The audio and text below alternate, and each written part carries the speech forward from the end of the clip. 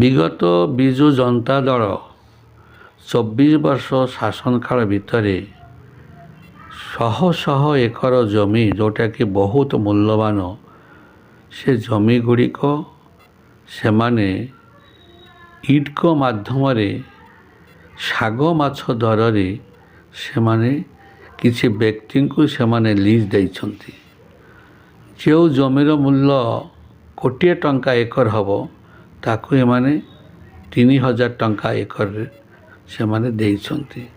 ଏବଂ ଏପରିକି କିଛି ଜମି ଦଲାଲ ବୋଲି କହିଲେ ତ ହେବ ନାହିଁ, କିଛି ବ୍ୟକ୍ତି ସେମାନେ ନିଜ ନାଁରେ ବହୁତ ଜମି ସେମାନେ ହାତେଇଛନ୍ତି।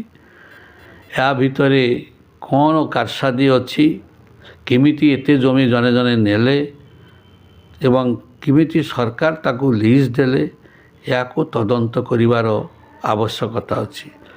ରଶ୍ମି ରଞ୍ଜନ ରାଉତରାୟ ଜଣେ କଟକର ଜଣେ ବ୍ୟକ୍ତି, କଟକରେ ଜମି ନେଇଛନ୍ତି, ଚନ୍ଦକାରେ ଜମି ନେଇଛନ୍ତି, ଗିରିଙ୍ଗା ପୋର୍ଟରେ ଜମି ନେଇଛନ୍ତି, ସେମାନେ ମଞ୍ଚେଶ୍ୱର ଜମି ନେଇଛନ୍ତି, ପଟିଆରେ ଜମି ନେଇଛନ୍ତି ଏବଂ ଜଗତପୁରରେ ଜମି ନେଇଛନ୍ତି।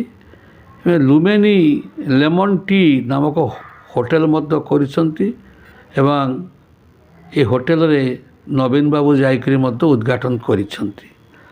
ଇଏ ଲୋକଟି ବ୍ୟକ୍ତି 1000 କୋଟିର ଉର୍ଦ୍ଧ୍ୱ ସମ୍ପତ୍ତି ଶାଗ ମାଛ ଦରରେ ନେଇଛନ୍ତି ଏବଂ ଏଥିରେ ମୁଁ ତ ଭାବିବି ନିଶ୍ଚିତ ଭାବରେ ସରକାରଙ୍କର ବହୁତ ବଡ଼ ହାତ ରହିଛି ବିଜୁ ଜନତା ଦଳର।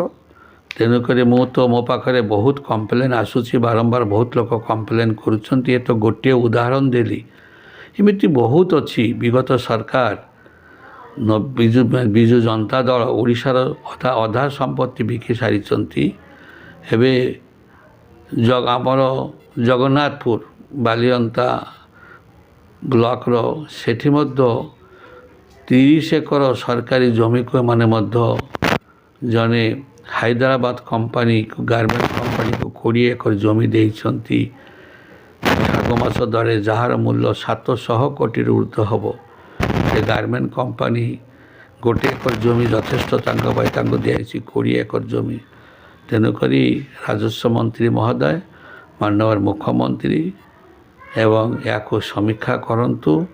ଏ ଲିଜ୍ ଉପରେ ଦେଖିବେ କୋଟି କୋଟି ଟଙ୍କାର ସମ୍ପଦ ଆମକୁ ଫେରି ଆସିବ, ଆମ ସରକାର ପାଖରେ ଫେରି ଆସିବ। ଗୋଟେ ବଡ଼ ପ୍ରଶ୍ନ ଦାଦା ଉଠୁଛି, ଯେତେବେଳେ ଏଠି କୋଟି କୋଟି ଟଙ୍କାର ସମ୍ପତ୍ତି କି ବିଗତ ସରକାର ଥିଲାବେଳେ ଯେତେବେଳେ ହଲୁଟ ହେଇଛି, ଆମ ଭାରତୀୟ ଜନତା ପାର୍ଟିର ଏବେ ସରକାର ଆସିଛନ୍ତି, ସେ ଏହା ଉପରେ କ'ଣ ପଦକ୍ଷେପ ନେଇପାରିବେ? ନିଶ୍ଚିତ ପଦକ୍ଷେପ ନେବେ। ଏ ଯେଉଁ ଜମି ସ୍କାମ୍ ହେଇଛି, ମୁଁ ତ ସ୍କାମ୍ କହିବି ଆକୁ।